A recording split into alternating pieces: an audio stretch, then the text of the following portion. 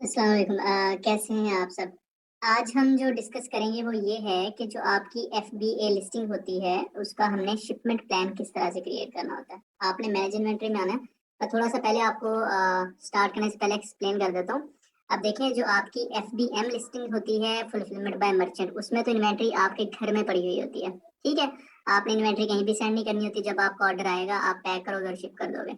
लेकिन जो listing FBA होती है, फुलफिलमेंट बाय अमेजोन, तो जो आपकी इन्वेंट्री होती है, फॉर एग्जांपल मैं शूज सेल कर रहा हूँ अगर, तो वो और 100 यूनिट्स मेरे पास पड़े हुए हैं। मैंने चाइना में मैन्युफैक्चरिंग करवाई है 100 यूनिट्स की। तो चाइना से जो मैंने इन्वेंट्री मंगवानी है, मैं चाहता हूँ कि वो सीधे अमेजोन के वेयर हाउस में जाए।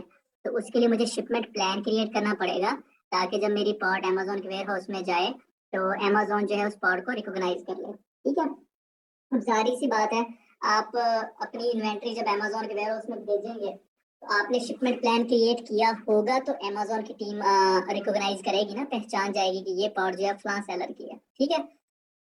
अच्छा, अब ये जो अकाउंट मैंने आपके सामने खोला हुआ है, ये यूनाइटेड स्टेट का है, और ये जो जितनी भी लिस्टिंग हुई हुई हैं, ये सारी की सारी एफबीए हैं, फुलफिलमेंट बाय अमेजोन है।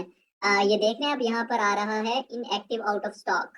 ठीक है, जो जब भी आप अमेजोन की लिस्टिंग करते हो अपने सेलर अकाउंट के ऊपर, वो इनएक्टिव होती है, क्योंकि अवेलेबल आइटम जीरो होते हैं, क्योंकि अभी इन्वेंट्री अमेजोन के वेयर हाउस में नहीं पहुंची होती। लेकिन जब आप एफबीएम लिस्टिंग करते हो तो वो फॉरन एक्टिवेट हो जाती है, क्योंकि आपने यहाँ पर इन्वेंट्री बताई होती है कि भाई मेरे वेयर हाउस में इतने आइटम पड़े हैं।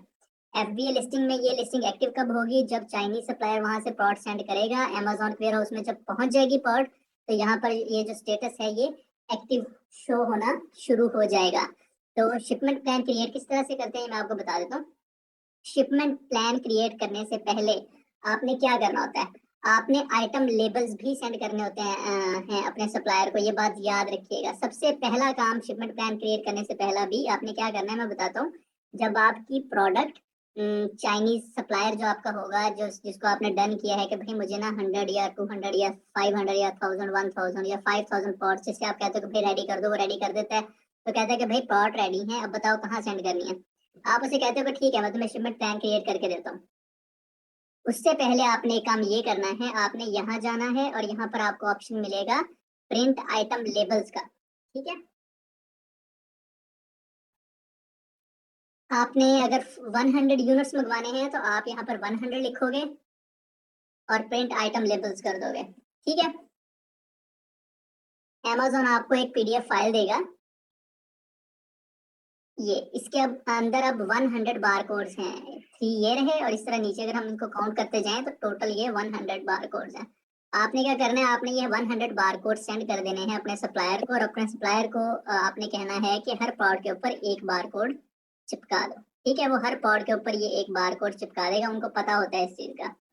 अच्छा, अगर फॉर एग्जांपल आप चाहते हो कि भाई ये बारकोड मैं सेंड ना करूं अपने सप्लायर को, अमेजोन भी ये आपको ऑप्शन देता है कि भाई अगर आपकी पॉड के ऊपर ये वाले जो बारकोड्स हैं अगर नहीं लगे हुए तो मुझे कोई इशू नहीं है, अमेजोन खुद भी चिपका देता होता है। और जाहिर सी बात है, जब अमेजोन चिपकाएगा तो अमेजोन आपसे उसके पैसे कुछ चार्ज करेगा। तो मेरी तरफ से रेकमेंडेड यही है कि आप ये आइटम लेबल्स खुद प्रिंट करके अपने सप्लायर को भेज दें।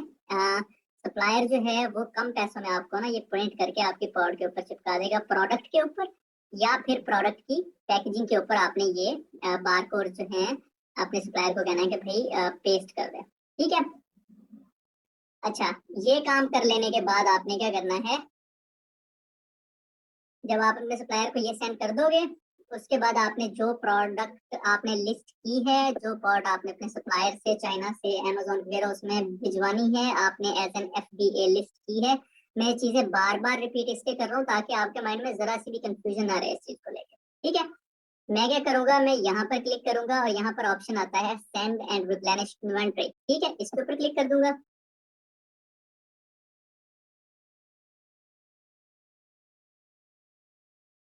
आपके सामने ये वाला पेज शो होना शुरू हो जाएगा।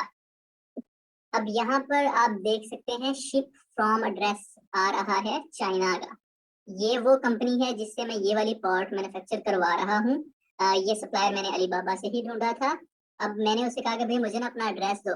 उसका जो एड्रेस था, शिप फ्रॉम एड्रेस, वो मैंने यहाँ पर लिख दिया है ताकि अमेजोन को पता हो कि प्रोडक्ट आ कहाँ से रही है। ठीक है, ये सिटी है चाइना की, ये डिस्ट्रिक्ट है, और ये स्टेट है। ठीक है, ये कंप्लीट एड्रेस आप जब अपने सप्लायर को कहोगे ना, जब आपने शिपमेंट प्लान क्रिएट करना है, तो आपने अपने सप्लायर को कहना है कि भाई अपना फोन नंबर, अपना कंपनी का नाम और अपना कंप्लीट एड्रेस दे दो, मैंने शिपमेंट प्लान क्रिएट करना है।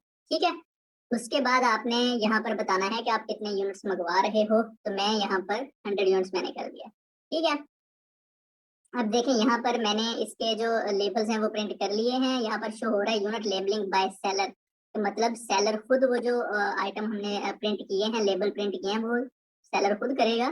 तो ये हम पहले कर चुके हैं हमने। उसके बाद आपने कर देना है यहाँ पर रेडी टू पैक। ठीक है, 100 यूनिट्स हैं, रेडी टू पैक कर दिया। अच्छा जी, पैक इंडिविजुअल यूनिट्स, सारे ये यूनिट्स जो हैं ये वो इंडिविजुअली पैक हैं, अलग-अलग से पैक्ड हैं एक कार्टन के अंदर।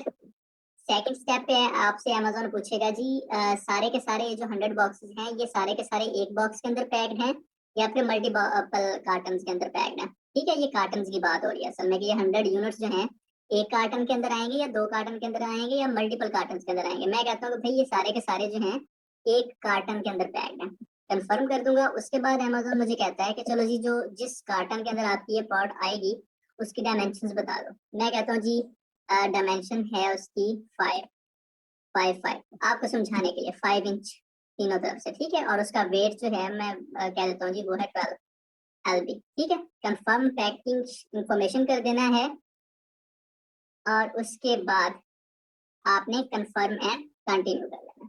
ठीक है,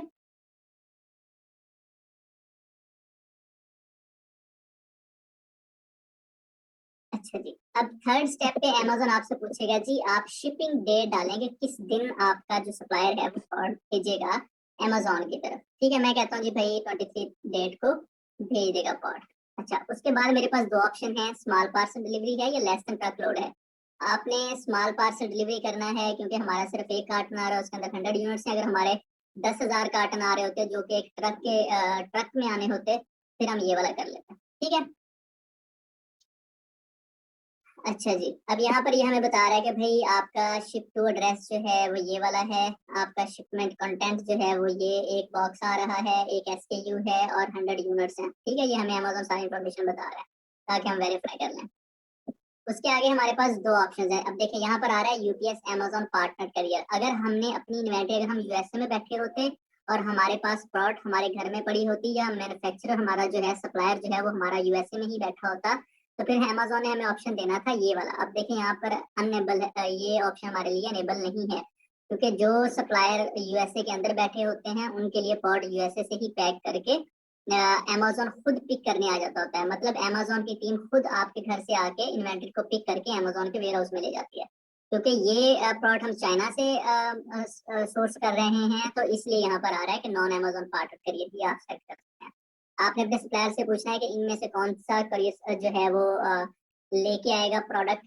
तो हमारा जो है वो यूएसपीएस है और फिर उसके बाद accept charges and confirm ship. अब देखिए यहाँ पर आ रहा है 0.00, क्योंकि जो टीसीएस या जो भी करियर सर्विस है हम चाइना से यूज कर रहे हैं यूएसए में सेंड करने के लिए, उनको जो पेमेंट करनी है वो जो हमने करनी है या हमारे सप्लायर ने करनी है, अमेज़न तो नहीं उठाने जा रहा।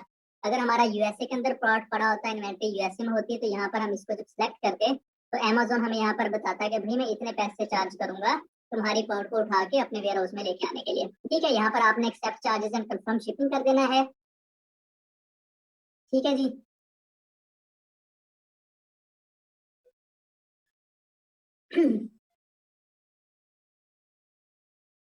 उसके बाद जो आपका थर्ड स्टेप है वहां पर अमेज़न आपको सारी इंफॉर्मेशन शो कर रहा होता है। शिपमेंट नेम आपका ये है, शिपमेंट आईडी ये है, अमेज़न रेफरेंस आईडी ये भी यहाँ पर शो होना शुरू हो जाएगी, और शिप फ्रॉम एड्रेस ये है, शिप टू एड्रेस जहाँ पर आपने शिप करना है ये अमेज़न ने अपने वेयर हाउस का एड्रेस दे दिया। ठीक है, ये आपको जो अमेज़न ने दिया है इसको आपने प्रिंट कर लेना है।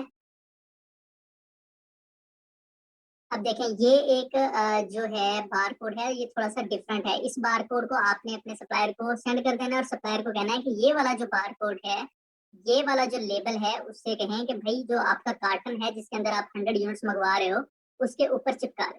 ठीक है, और जब आप ये सेंड कर दोगे आपका सप्लायर इसको कार्टन के ऊपर चिपका देगा, लेबल्स भी लगा देगा, कार्टन सेंड करने के लिए रेडी होगा। वो टीसीएस या जिसके पास भी जाएगा सेंड करने के लिए उनको जब वो अपना कार्टन देगा, हमारा कार्टन देगा अमेज़न के डेस्क तक प्लेस करने के लिए, पहुँचाने के लिए, वो करियर सर्विस जो है एक ट्रैकिंग नंबर देगा। जब वो हमें ट्रैकिंग नंबर देगा, हम proceed to enter tracking detail करके उसके अंदर वो ट्रैकिंग डाल देंगे। उससे हमें पता चलता रहेगा कि अब हमारा पार्सल कहाँ तक पहुँचा है। लेकिन अगर फॉर एग्जांपल आपको वो ट्रैकिंग आईडी नहीं मिलती, तो इसका कोई इश्यू नहीं होता। आपका जैसे ही इन्वेंटरी आपके अमेज़न के वेयरहाउस में पहुँचेगी, जो कार्टन के ऊपर बारकोड लगा हुआ होगा, अमेज़न की टीम उसको स्कैन करेगी, उसको पता चल जाएगा जी ये फलां सेलर की प्रोडक्ट है, तो वो उसको अपने वेयरहाउस में रख लेंगे। और फिर जब कोई भी ऑर्डर आएगा, अमेज़न की टीम उसको पैक करेगी और आपके कस्टमर को शिप कर देगी। ठीक है, ये मेथड है शिपमेंट क्रिएट करने के लिए। ठीक है, चाहे आप 1 यूनिट अमेज़न वेयरहाउस में शिप कर रहे हैं या 100 कर रहे हैं या 1000 कर रहे हैं। ठीक है। अच्छा जी, अगर आपने इसके बाद आपने अब मैं फ़िलहाल इसको डिलीट कर देता हूँ, क्योंकि मैंने पहले से ही ऑलरेडी इनके जो हैं शिपिंग टेम्पलेट जो हैं वो क्रिएट किए हुए हैं, तो मैं इसको अभी डिलीट कर देता हूँ।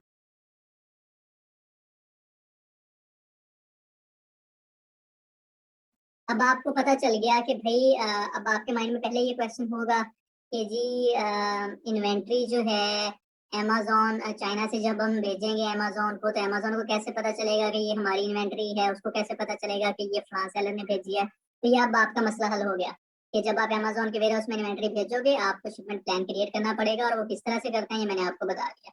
ठीक है?